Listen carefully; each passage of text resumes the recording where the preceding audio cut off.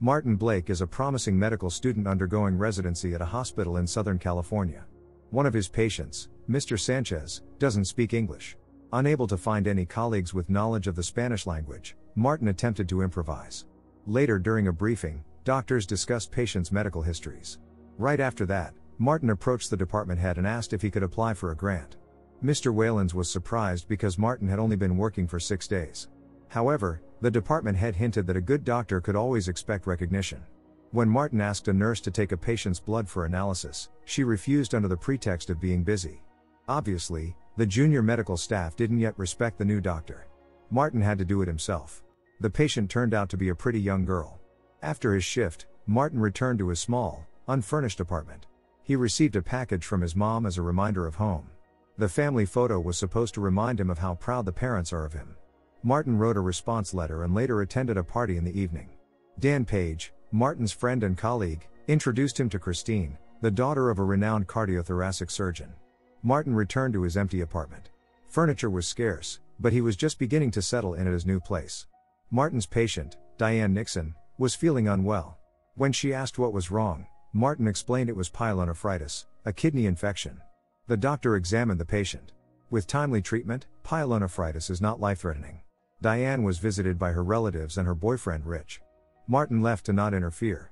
An indignant nurse approached him, who took him to Mr. Sanchez's ward. The man was having an allergic reaction to penicillin.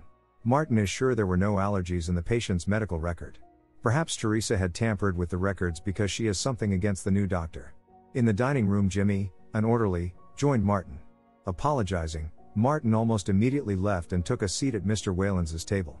Martin is worried that the incident with Mr. Sanchez will affect his personal record. Dr. Whalens assured him not to worry, although that was not a good thing. In any case, Dr. Whalens couldn't alter the reports. Martin returned home in a bad mood, fearing for his future medical career. In the morning, Martin overheard Diane arguing on the phone with her boyfriend. Later, she complained to the doctor about Rich. She wants to break up with him but is not sure yet. Teresa continues to pick on Martin, saying that his handwriting is absolutely illegible. Martin was in the elevator with Jimmy, who was behaving rather swaggeringly. Martin was outraged that the junior staff disrespects doctors, especially Teresa. Jimmy joked that Martin could solve that problem with poison. In the evening, Martin went into his patient's ward. Diane asked if she was cured. Martin replied that she was almost cured. Diane is truly grateful to the doctor and wants the nurse to stop picking on him. Martin was pleased to hear these kind words. Dr. Whalens decided to discharge Diane Nixon, although Martin tried to object. The next morning, Mr. Nixon, Diane's father, thanked Martin for everything. The man also invited the doctor to a family dinner on Friday. Martin agreed. Before meeting Diane, Martin was nervous and rehearsed his speech in front of the mirror. Buying a bottle of wine, he arrived at the Nixons' house. The whole family was very glad to see the doctor who helped Diane. However, Martin was disappointed that Diane herself was not present. It turned out she had left because she needed to have a serious conversation with Rich. During dinner, Martin was asked what it's like to be a doctor. Martin said it's a big responsibility. Diane's sister, Valerie, was actively flirting with a charming doctor. The younger brother Donnie teased her, leading to a small altercation between the brother and sister. Apologizing, Martin retreated to the bathroom. On the shelf, he noticed medication prescribed to Diane. While the family wasn't looking, Martin entered Diane's room. He can't stop thinking about this girl who was truly a good patient. Under the pretext of work, Martin left the Nixons' house earlier. No one knew he had stolen a photo of Diane. All night, Martin admired it. After the morning briefing, Dr. Whalens asked Martin to stay for a personal conversation. When Whalens asked the intern why he decided to become a doctor, Martin said that above all he wanted to earn respect from others. Martin also mentioned that Nurse Teresa treats him like a nobody, and it's unfair. In the dining room, Martin had lunch almost alone. Unlike him, Dan easily connected with colleagues. But Martin was clearly superfluous in their company. Martin received a voicemail from Valerie, Diane's sister. The girl again invited the doctor over and asked him to call back. Martin decided to accept the invitation and visited the Nixons' house again. When Martin entered the bathroom, he switched Diane's medication so that she would start to get worse. In this way, Martin wanted to make Diane go back to the hospital. And it worked. Soon Diane was back in the hospital with a worsening of her illness. The doctor explained that sometimes the infection resists antibiotics. On the same morning, Mr. Sanchez experienced an anaphylactic shock. Obviously it wasn't an allergy to penicillin, but something else. During the proceedings, it became clear that it was indeed not Martin's mistake. Martin told Waylands that Teresa probably mixed up the medications. Waylands intends to look into it. At the end of the shift, Martin visited Diane in her ward and said that he was very sorry. But Diane wasn't too upset because she didn't want to go back to school so soon.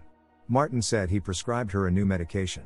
Later, secretly from everyone, he took some medications and syringes.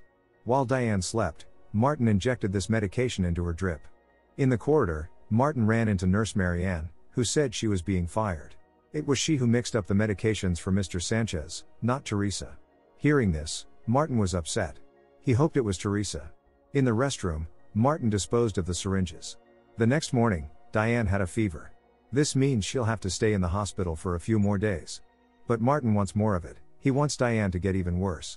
When he was about to steal the medication again, he caught Jimmy with one of the patients. Of course, this is unacceptable.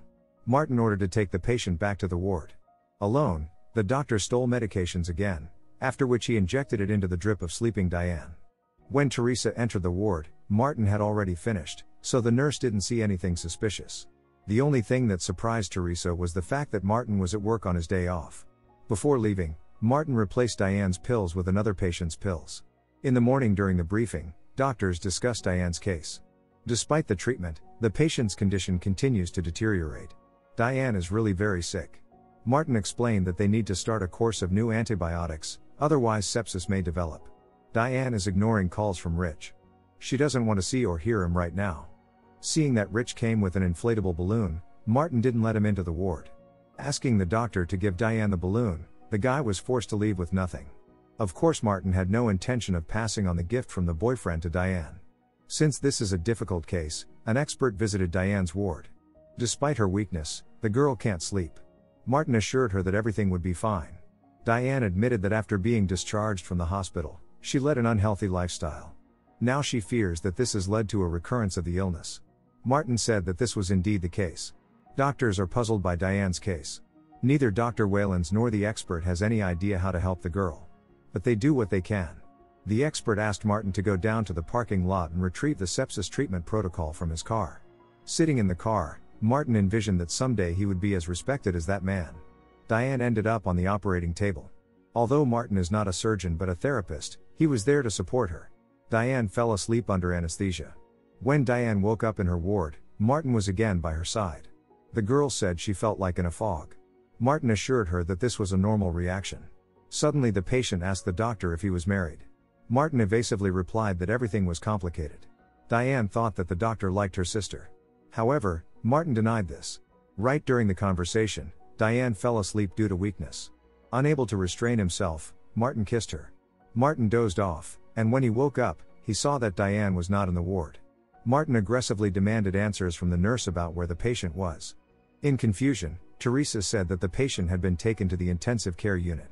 Martin immediately rushed to the intensive care unit. It turned out that Diane had a cardiac arrest. Doctors tried to resuscitate her for a long time, but in vain. The doctors were powerless to do anything. Diane passed away. Looking at her, Martin couldn't hold back his tears. Being a doctor, he took the Hippocratic Oath and was supposed to save lives, not the other way around. Martin couldn't recover for a long time. His selfishness pushed him to an unforgivable step. The next day, Teresa told Martin that she regrets it. She really feels sorry for that girl. Dr. Waylands called Martin to his office. Since Martin lost a patient for the first time, the head of the department wants to make sure that Martin's mental state is normal. No one blames him, as it is an integral part of the medical profession. During this conversation, a psychiatrist was present, asking Martin various questions. Mr. Nixon showed up at the hospital and accused Martin of Diane's demise. But Dr. Waylands assured that there is no medical staff mistake here. The patient suffered from a severe form of pyelonephritis. Dan Page supported Martin in such a difficult moment. But only Martin knows what really happened. His life will never be the same. Martin fell into deep depression. Despite this, he returned to work. Jimmy asked him to go down to the basement in 5 minutes for a personal conversation. The orderly said that he is concerned about some ethical issue. The thing is, he found Diane's diary in the ward and read it. The diary entries give reason to believe that Martin had an affair with the patient. Now Jimmy is contemplating whether he should ethically hand over the diary to the doctor's superiors. Martin directly asked Jimmy what he wants in return. The orderly said he wants access to some euphoria-inducing substances. Martin could give Jimmy a prescription, but it's very risky. Buying some harmless medication at the pharmacy, Martin painted the pills yellow at home in the evening. The next day at work, he substituted the medication and brought Jimmy 4 tablets. Martin demanded the diary, but Jimmy has other plans. He intends to continue blackmailing the doctor. In the dining room, Dan joined Martin at his table. Meanwhile, Martin caught glances from Jimmy. After a tough shift, the medical staff gathered at the bar to have a drink. The expert is interested in Diane's case. He intends to find out the cause of cardiac arrest and hopes for Martin's help, as he should have retained all the records. At home, Martin, using improvised materials, synthesized some substance. The next day, he handed Jimmy a small packet with this substance. Jimmy again refused to give him the diary. A few minutes later, Jimmy began to feel unwell. Martin locked him in a utility room, ensuring that no one would come to his aid. Jimmy resisted as much as he could, but the poisoning was too severe. Martin pretended to try to resuscitate Jimmy and called for help. However, Jimmy quickly passed away. Taking advantage of the chaos, Martin climbed into Jimmy's locker and retrieved the diary. Now the doctor's reputation would be saved. The police arrived at the hospital. A detective interviewed the medical staff. Dr. Whalens mentioned that nurses had long complained about Jimmy's strange behavior. Perhaps he had addiction problems. At home, Martin read Diane's diary, where she wrote about her feelings for him and also for Rich. In the morning, Martin woke up to a knock on the door. The detective wants to ask him a few more questions. Martin said he barely knew Jimmy. The detective is aware that none of the doctors liked the orderly. This gives reason to believe that someone from the doctors could have poisoned him. Seeing Diane's diary on the floor, Martin got nervous, and picking it up, went to the bathroom. He then attempted to flush the diary down the toilet, but the paper clogged the plumbing, and water spilled over.